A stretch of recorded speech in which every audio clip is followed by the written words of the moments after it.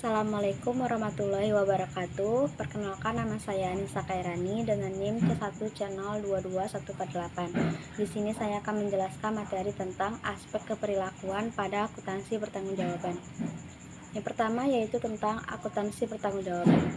Akuntansi pertanggungjawaban atau responsibility accounting merupakan istilah yang digunakan dalam menjelaskan akuntansi perencanaan serta pengukuran dan evaluasi kinerja organisasi sepanjang garis pertanggungjawaban. Sedangkan menurut Siergel dan Marconi, akuntansi pertanggungjawaban adalah suatu sistem yang meliputi perencanaan, pengukuran, dan evaluasi informatika atau laporan akuntansi dalam suatu organisasi yang terdiri dari beberapa pusat pertanggungjawaban, di mana tiap-tiap pusat pertanggungjawaban dipimpin oleh seorang manajer yang bertanggung jawab atas aktivitas yang dipimpinnya.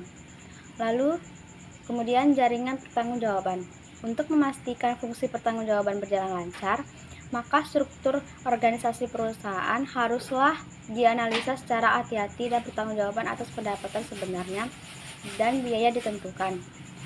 Untuk menciptakan struktur jaringan pertanggungjawaban yang efisien, pertanggungjawaban dan lingkup kewenangan bagi setiap individu dari semua jenjang manajemen harus ditentukan dan dijelaskan secara jelas. Kemudian jenis-jenis pusat pertanggungjawaban. Yang pertama ada cost center atau pusat biaya. Yang kedua revenue center atau pusat pendapatan.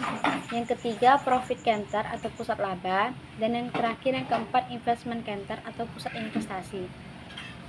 Kemudian ada korelasi struktur organisasi.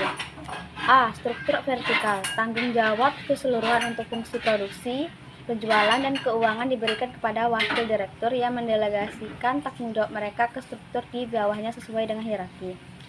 B. Struktur horizontal. Jika maksudnya adalah untuk membebankan tanggung jawab atas laba dan investasi kepada beberapa direktur, maka struktur horizontal untuk pendelegasian tanggung jawab adalah yang paling sesuai.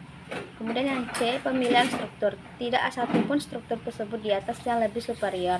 Efisiensi penggunaannya bergantung pada berbagai faktor lingkungan.